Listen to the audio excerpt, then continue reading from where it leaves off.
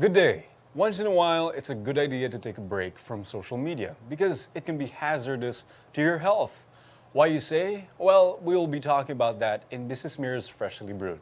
Like great coffee to savor, Freshly Brewed tells compelling stories through the interaction between the most interesting people and Business Mirror's roster of journalist hosts, discussing the hot issues of the day or topics still unfolding or brewing.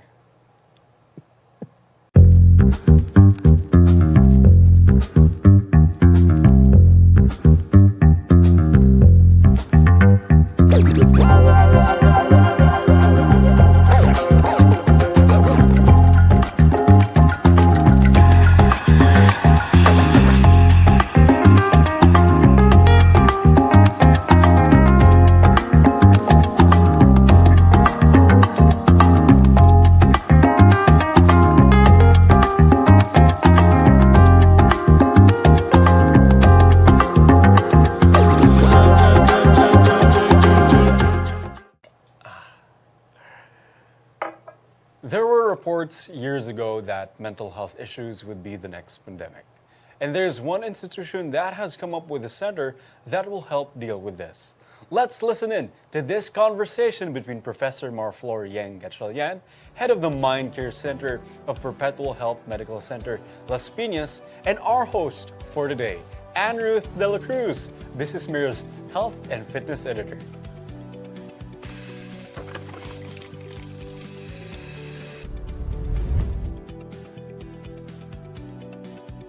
Good day, everyone, and welcome to Business Mirror's Freshly Brewed. I am Anne Ruth Dela Cruz, Health and Fitness Editor of Business Mirror, and I am your host for today's episode.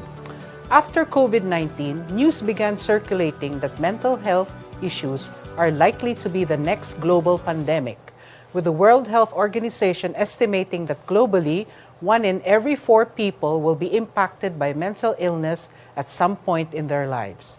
There's a hospital that opened the center 3 years ago to address this growing concern for mental health. But before that, don't forget to subscribe to our YouTube channel and to like and follow our Facebook page. We are privileged to have with us today Professor Mariflor Yeng Gatchalian, the head of the Mind Care Center of Perpetual Help Medical Center, Las Piñas, who will talk about the center and the effects of social media on mental health. Good morning, Professor Yeng, and welcome to Freshly Brewed. Hello, good morning, and I'm very happy that I'm here with you. Thank you for thank gracing our show this morning. Thank you. Can you give us a little background about the Mind Care Center of Perpetual Help Medical Center, Las Piñas? Mind Care Center is the organic Department of Psychology of the Perpetual Help Medical Center in Las Piñas. So when you say organic, this is the Department of Psychology of the hospital. Okay. So it's not a center or a clinic in the hospital. It's the Department of Psychology. Okay, got it. So how did you get involved in the center? 3 years ago, it was actually a concept of Dr. Kidlat, the medical director of the hospital. And he talked to the wife of the president, Ma'am Hemilyn Tamayo, about it because Ma'am Hemilyn Tamayo was a graduate of psychology. Okay. He took a master's of psychology. And because of that, Ma'am Hemilyn talked to me and asked me if I can join the team. Okay. And the rest is history. Okay. So what services do you offer? We offer like everything, all the Okay. types of psychological services. We have psychological assessment for forensic setting, Okay. clinical, academic, even industrial. We also do consultation and team building, Okay, team anything that you would need. Oh, okay. Because I noticed that in other hospitals, the services that Mind Care Center offers are being offered by the Department of Psychiatry, which is most of the time under the Department of Neurology. So what is the main difference between a center being run by psychologists and one that is run by psychiatrists? The center that's being run by psychiatrists is a medical Okay. type of framework. So they give medication, so it's highly medical. Psychologists are not medical doctors. Okay. So the type of treatment that we use is psychotherapy. That's the difference. And you do more talking with more communication, is that correct, with your patients? We help in management of emotions of our Okay. clients. We also do psychological testing as the Okay. main tool for the assessment. So we help them in terms of managing their behavior, their emotions, their thought process. So we don't give medication. Okay. So I understand the Mind Care Center recently won an award for Perpetual. Oh, yes. The center bagged the Health and Wellness Initiative of the Year Philippines category in the prestigious Healthcare Asia Awards 2025 for the CARE program. Please tell us more about the CARE program. The CARE program, well, another thing about Mind Care is that it's not just patient care. Okay. We also do personal care. So personal care, meaning we take care of the personnel of the hospital, Okay. including the bedside patients. So when we say CARE program, it stands for compassion, affirmation, recognition, and expression. Okay. This framework is after the framework of psychological first aid, Okay. where we help each other look for people who will be needing help, what they need, and how we can link them to their needs. So in personal care, we do projects and programs for the hospital, for the personnel of the hospital, like small events. Like, for example, February, for Valentine's Day, we would give out origami, flowers, and small messages just to make people smile. Because we believe that just by smiling or making people smile, you are already helping them. That's true. Making them feel good. So it's not just actually for the personnel, but also for the patients. Yes. So our interns, with the help of our interns, they go around the hospital giving out chocolates, candies, small messages, okay. and just to greet them Happy Valentine's Day or Merry Christmas or Happy Mother's Day. So every time there's an event, you will see the team of Mind Care Center going around the hospital giving small tokens to people. Okay, okay. And then you also mentioned another program, AKAI. AKAI. Yes. Yeah. AKAI is still in the proposal stage. Okay, okay. So what we're planning to do there is to train most of the people in the hospital to use the, again, framework for psychological first aid in conducting and administering help to the patients. Okay, that's it. So what? Okay, so that's what you do. Well, actually, I came across a story which said that more and more members of the Generation Z are undergoing digital detoxification because social media has been affecting their mental health. Have you encountered this with your patients? Yes, a lot. We actually, a big chunk of our patients actually are adolescents. Okay. So these are the Gen Zs. And you will really see that they have a need for detoxification because of the overwhelming information that they get from social media. Okay. And not just overwhelming information, but also overwhelming misinformation, which is more dangerous. Yeah. Sometimes they don't know what to believe in. And you would notice also that when they come to see us, they have a tendency to give the diagnosis. Oh, okay. Yeah, they already know. Like they would tell me, I have social anxiety. Okay. I'm experiencing major depression. Okay, so they consult Dr. Google. Yes, and sometimes when I ask them, can you tell me about your experiences? What are you feeling? And they would really give me Googlish words. So, just like it's like a checklist of what they will see in the site. Okay. So that can also be dangerous because they tend to believe that they already have the disorder. I think that's part of the misinformation and overusing of the digital world. Yeah, and then I think they also should not be encouraged to consult with Dr. Google when you have all these symptoms that you feel. It's best to consult a professional. Right. That's why in the process of what we do in the center is that we would do the intake information. Okay. And then after that, we will be giving them validation based on the test findings. And after that, I will be talking to the client and give the feedback.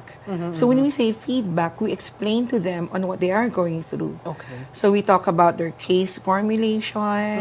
I explain to them what may be the reasons why they are experiencing this. Okay. And giving that to them gives it already gives them a background of what they are experiencing, and we see that that has been very helpful for them. Oh, that's good.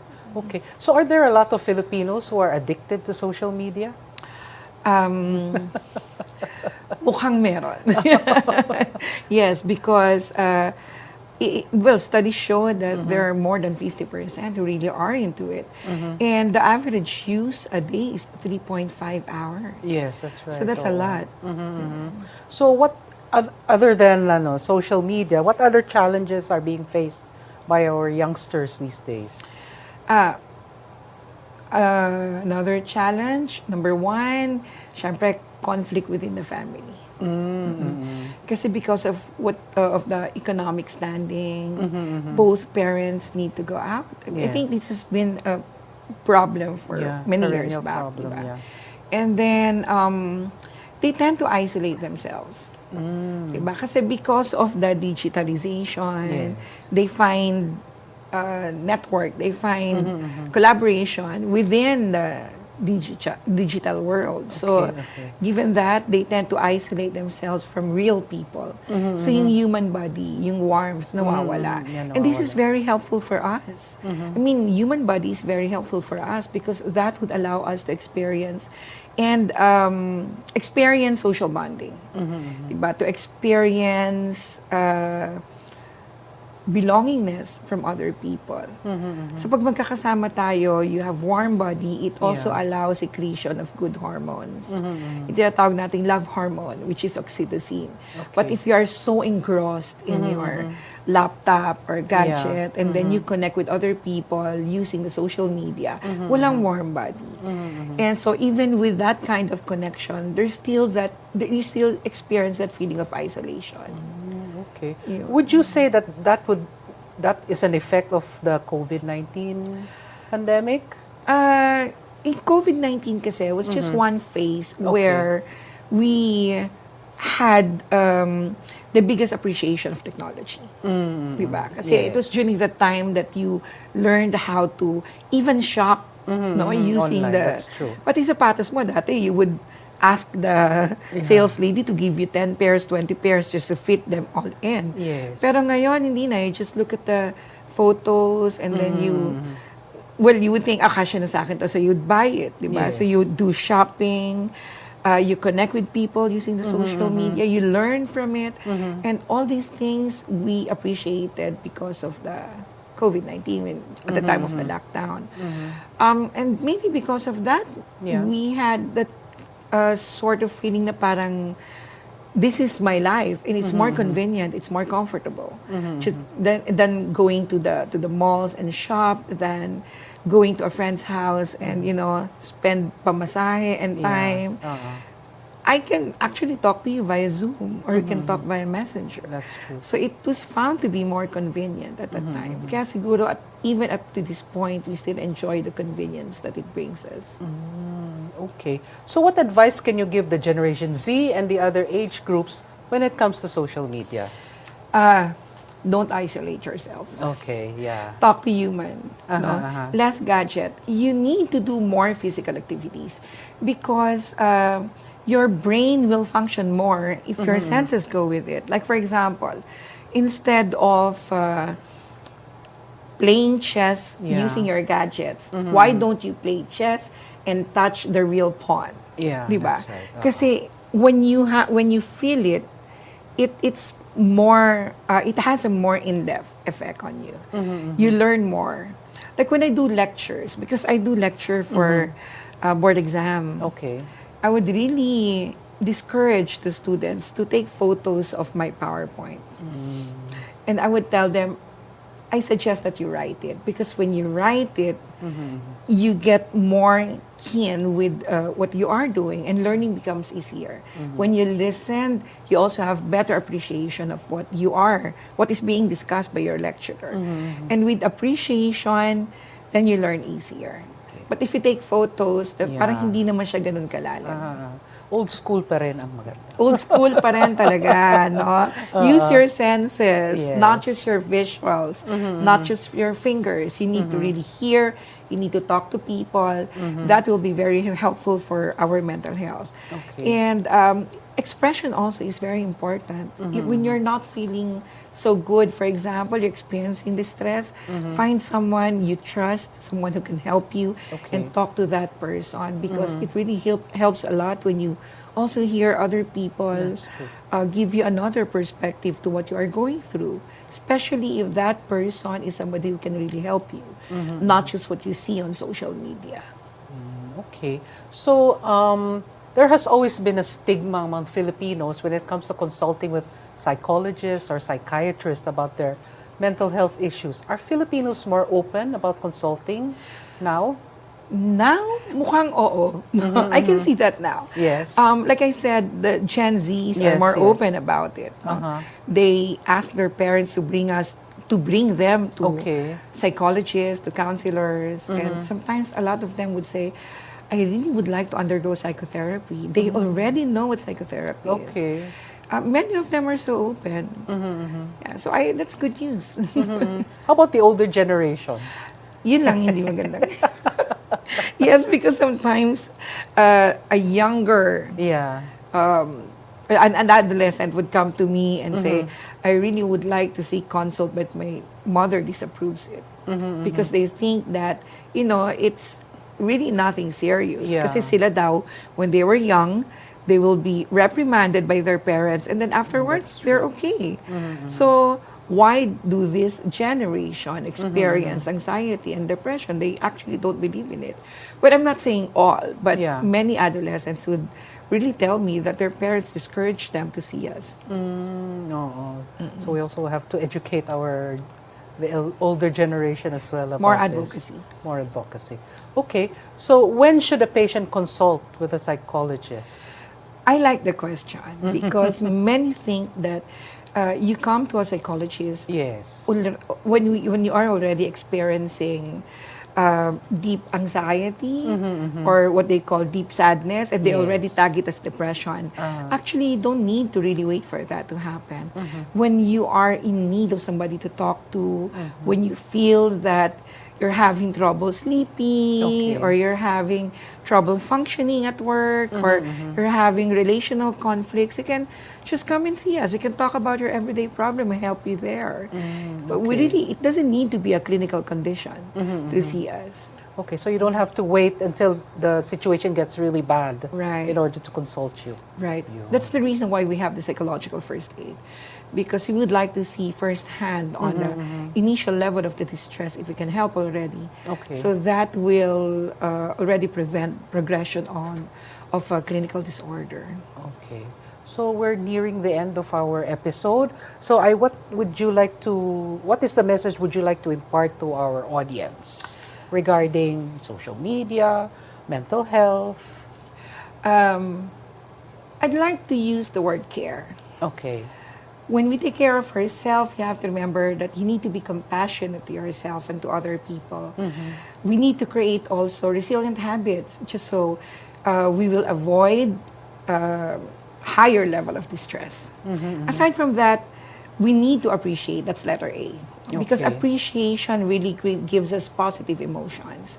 When you learn to appreciate even smaller things in your life, then that would be very valuable for your mental health. Kasi mababaw ka.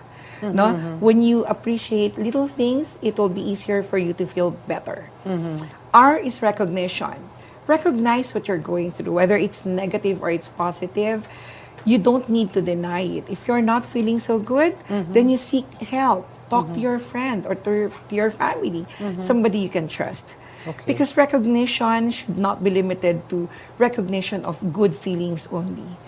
It's also recognition of the negative things that you are experiencing. And of course, E is expression. Expression. You need to express it, no? Okay. Express using art, express using talking to people, because when you express it, it also allows you to have perception of other people that will also help you understand what you are going through. So remember the word care. Care. Okay. So where and how can we contact Mind Care Center? Mind Care Center is the Department of Psychology of Perpetual Help Medical Center. We are in Alabang, Zapote. Las Piñas City, and you can find us in Facebook, Instagram. Just search for Mind Care Center, Perpetual Help Medical Center, and then you will find us in LinkedIn also. Okay. Thank you so much for this very fruitful discussion, Professor Yeng, about mental health. So don't forget to take a break from social media once in a while. And if you need to talk to someone, go to Mind Care Center. This has been Anne Ruth Dela Cruz, Business Mirror's Health and Fitness Editor, and thank you for watching Freshly Brewed. See you all again soon. And that wraps up our Freshly Brewed episode for today. Thank you for tuning into Freshly Brewed. Stay informed, stay inspired, and make smarter choices every day with Business Mirror. For the latest stories and updates, visit our website, businessmirror.com.ph, for a broader look at today's business. And follow us on our social media channels. Stay ahead, know more, and see you next time.